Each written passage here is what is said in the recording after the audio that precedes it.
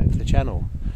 Today I'm at Dinorwig in North Wales, and I'm going to be taking a walk around some of the old quarry site that was here from 1787 until it closed in 1969. So feel free to join me and we'll see what we can find.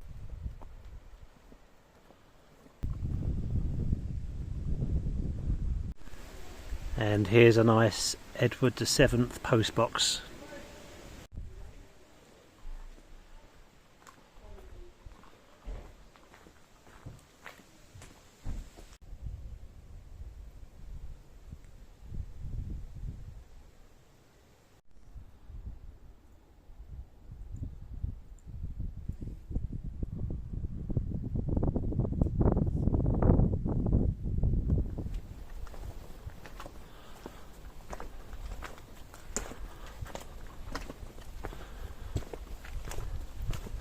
And here we're just entering Anglesey barracks.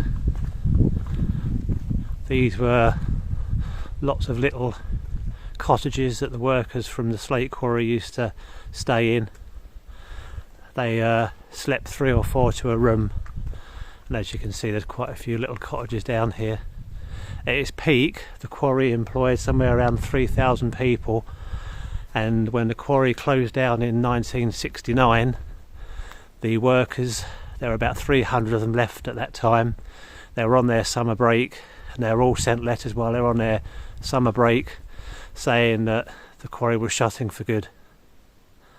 And that was the end of the quarrying at Dinorwig.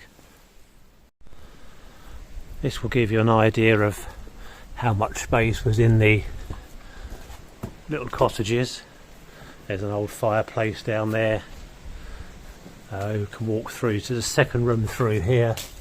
You can see they're quite small. I mean, this must be roughly 6 foot by 12 foot long, and as I say, there were 3 to 4 workers sharing one of these rooms, and they had money taken out of their wages to pay for their accommodation if they stayed here.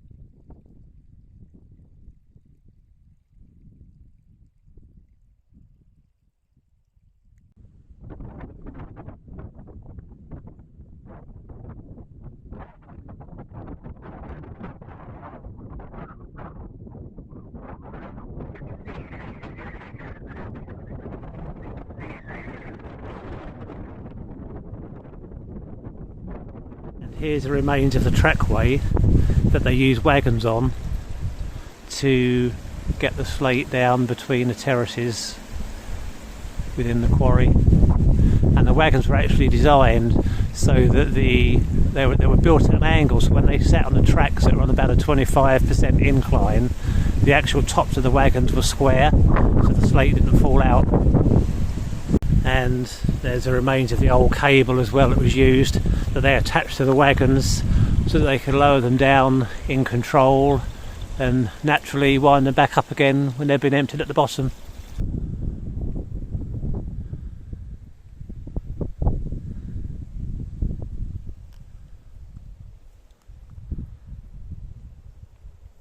And here's a closer look at the winches with the cable on that was used to lower the wagons and hoist them back up again. And the building's not in too bad a condition still. Roof's seen better days, but there's still quite a few slates up there. Lovely bit of history.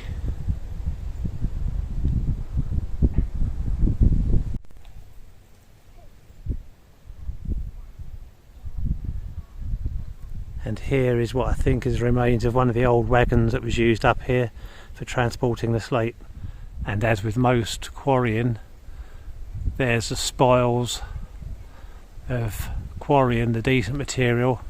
That's all material that they didn't use, all the waste, all the byproduct of the slate they wanted.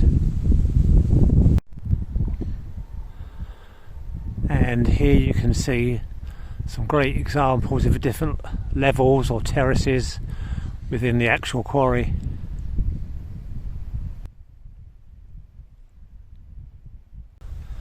And here's more piles of spoil from the quarrying days. Dinorwig quarry was actually the second largest slate quarry in the world, only beaten by the close Penryn quarry.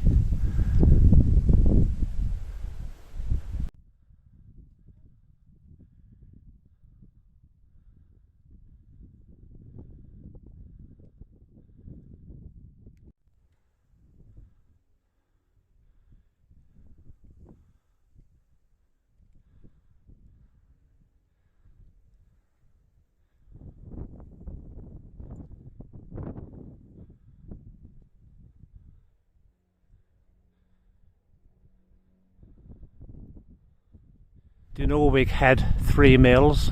This was mill number 3. It started operating in 1927 and was powered by electricity, and they made roofing slates here. It was a very dusty environment, and the quarries in general were such a hazardous environment that in the 1860s Dinorwig actually had a hospital of its own due to all the work related injuries.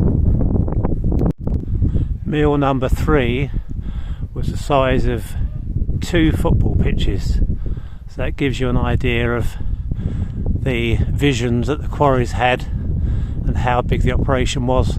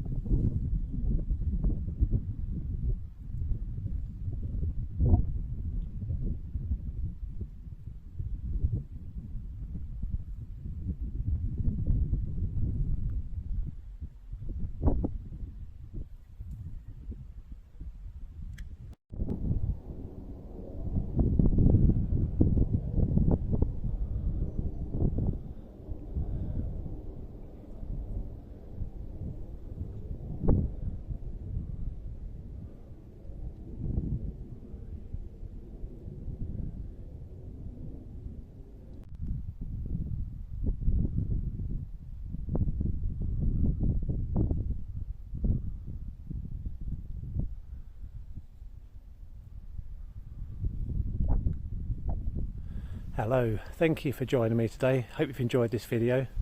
If you have, please hit the like button, that'd be much appreciated. If you're new to the channel, please feel free to subscribe. I've only touched on part of the quarry today, so hopefully I'll return in the future and do another video with some other areas of the quarry. Thanks again, take care, hope to see you soon. Cheers for now.